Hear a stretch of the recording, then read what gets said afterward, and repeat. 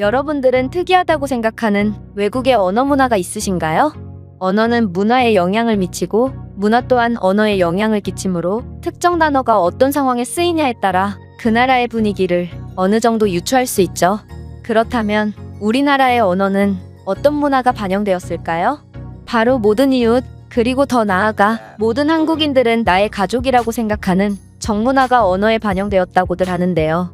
사실 정이라는 개념도 외국에서는 찾아보기 힘들어서 이 단어 자체도 우리나라에서만 쓰일 뿐 외국의 어떠한 단어로도 번역할 수 없죠.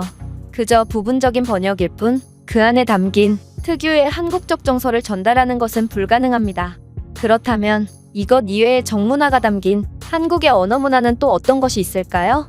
이와 관련하여 한 외국인이 한국에 방문해서 충격을 받았던 일을 글로벌 커뮤니티에 작성하여 큰 화제가 되고 있는데요.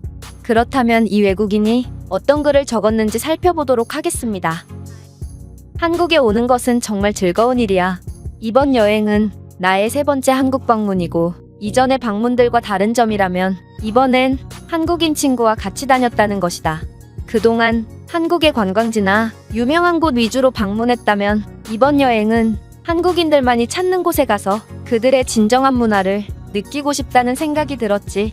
그렇게 나는 친구 집에 짐을 맡기고 우리는 진정한 여행을 하러 떠나게 되었다.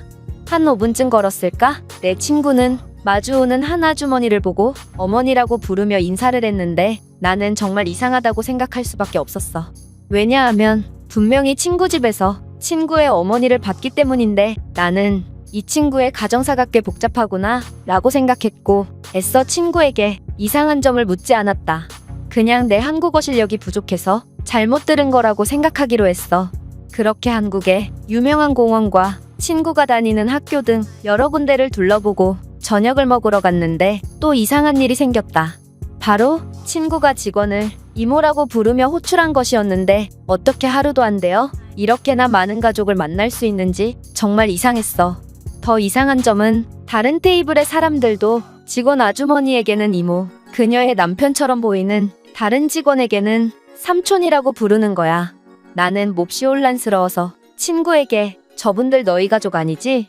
왜 가족도 아닌데 저런 호칭으로 부르는 거야? 라고 말했고 친구는 한국에는 아줌마, 아저씨라는 단어가 있지만 이모, 삼촌이라는 단어가 더욱 친밀하게 들리기 때문에 그렇게 부르는 거야.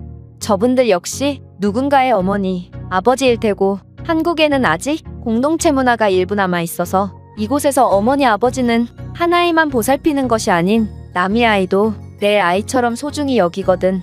그러니 모든 한국인들끼리는 남이라고 볼 수 없고 처음 보는 사람일지라도 가족의 호칭을 붙이며 존중하는 거야 라고 대답했어.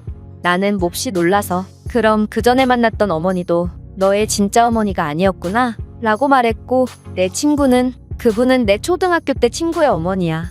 나 역시 어렸을 때 우리 어머니뿐만 아니라 그분의 보살핌을 많이 받으면서 컸기 때문에 내게는 정말 어머니 같은 분이지 라고 대답했다. 나는 정말 한국의 아름다운 문화에 감탄할 수밖에 없었는데 미국에서는 자신의 가족이 아니라면 절대로 가족 호칭을 사용할 수 없고 이것은 큰 신뢰라고 여겨지기 때문이야. 또한 남은 그냥 남일 뿐이므로 아무리 친해도 남의 아이를 대가 없이 보살펴준다거나 하는 모습은 찾아보기 힘들지. 하지만 한국에서는 모든 한국인들은 서로 연결되어 있는 놀라운 문화를 가지고 있고 이는 그들의 언어에서도 드러난다. 처음 보는 사람을 가족의 호칭으로 부르다니 어떻게 이런 아름다운 언어 문화가 있을까? 그들의 정겨운 문화는 정말로 그들의 언어 속에 그대로 담겨 있다. 이렇게 아름다운 사람들을 어떻게 내가 사랑하지 않을 수가 있겠어? 이 외국인이 글은 여기까지입니다. 이 외국인은 한국만의 언어 문화에 대해 굉장한 충격을 받은 것 같은데요. 이러한 한국의 언어 습관은 언어는 문화가 그대로 담겨 있다는 말에 완벽한 사례가 아닐까 싶습니다. 왜냐하면 한국보다 개인주의가 심한 영어권 국가에서는 아줌마, 아저씨라고 불러야 할 상황에 호칭을 아예 하지 않거나 부인, 님이라고 부르며 공손하지만 어느 정도 선을 긋는 호칭을 사용하며 자신들이야말로 이웃간의 정이 끈끈하다고 주장하는 일본 또한 아줌마와 아저씨를 부를 만한 마땅한 방법이 없고 그냥 이름을 부르거나 저기요라고 부를 뿐입니다. 물론 다른 나라의 언어 문화는 반드시 존중해야만 하지만 우리나라에 모르는 사람일지라도 정겨운 호칭으로 존중을 표하는 문화를 보면 아름다운 한글과 이를 우리나라의 정문화에 맞게 발전시킨 한국만의 언어 문화가 몹시 자랑스럽습니다. 이 외국인이 글에 많은 댓글이 달리며 큰 화제가 되고 있는데요. 그렇다면 해외 반응은 어떤지 댓글을 통해 살펴보겠습니다. 이건 정말 아름다운 선순환이다.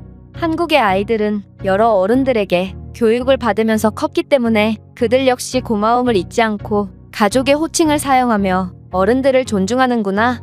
이건 정말 동화같이 아름다운 문화인 것 같아.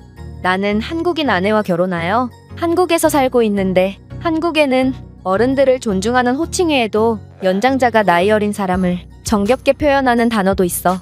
바로 아무런 관련이 없는 사이라도 아들, 딸이라고 정겹게 부르는 것인데 내가 외국인이라 그런지 내가 이렇게 부르면 다들 엄청 웃더라. 이건 정말 문화의 차이인 것 같아. 만약 누군가 나에게 삼촌이라고 부른다면 아무리 상대방이 호감이 표시로 그렇게 불렀어도 나는 이 사람은 제정신이 아닌가? 왜 생판 모르는 나에게 삼촌이라고 하지? 라고 생각할 것 같아. 한국의 사례를 보면 부끄럽게도 우리 사회가 필요 이상으로 경직되어 있는 것 같기도 해. 이거 내 한국인 친구에게 물어보니 정말 한국에 존재하는 문화가 맞다고 하더라. 요즘은 처음 보는 사이더라도 한국인들끼리는 동질감을 느끼는 문화가 많이 사라졌지만 한국인들의 아이에 대한 정겨운 오지랖은 아직까지 계속되고 있다고 해. 이런 글을 보면 한국이 정말 대단한 국가임을 다시 한번 느끼게 돼. 대부분의 나라에서는 아이가 부모 곁을 한시라도 떠나게 되면 굉장히 위험해지기 때문에 다른 사람이 아이에게 호의를 베푸는 그림이 나오기조차 힘들기 때문이야. 나는 개인적으로 아이와 관련한 범죄가 가장 최악이라고 생각해. 하지만 대부분의 한국인들은 인간으로서 절대로 버려서는 안 되는 도덕성을 아직도 품고 있기 때문에 그들의 뛰어난 문화가 유지될 수 있지 않았나 싶어. 한국인들의 이러한 언어 습관 덕분에 위기 때마다 늘 뭉칠 수 있었던 것일까? 아니면 그들끼리의 끈끈한 관계가 언어에 스며든 것일까? 무엇이 먼저인지는 모르겠으나 그들이 세상에서 가장 멋진 언어 문화를 가졌다는 사실은 변함이 없다. 한국의 역사를 거슬러 올라가 봐도 그들은 어떠한 이민족의 유입도 없었던 단일 민족이라는 것을 알 수 있다. 이 점은 그들을 더욱 결집시켰고 결국 모든 한국인들은 서로 연결되어 있다는 공동체 의식을 갖게 된 것이 아닌가 싶어. 한국인들이 서로를 가족으로 생각하며 아름다운 관계를 유지했기 때문에 그들이 빠르게 선진국으로 도약할 수 있게 된 것 아닐까? 가족을 위해서라면 못하는 일이 없듯이 한국인들도 이름 모를 가족들을 위해 최선을 다한 결과 한국의 엄청나게 빠른 발전이 성공할 수 있었던 거지. 제가 준비한 내용은 여기까지입니다. 끝까지 시청해주셔서 진심으로 감사드리며 여러분들의 구독과 좋아요는 영상 제작에 큰 힘이 됩니다. 이상 세모튜브였습니다.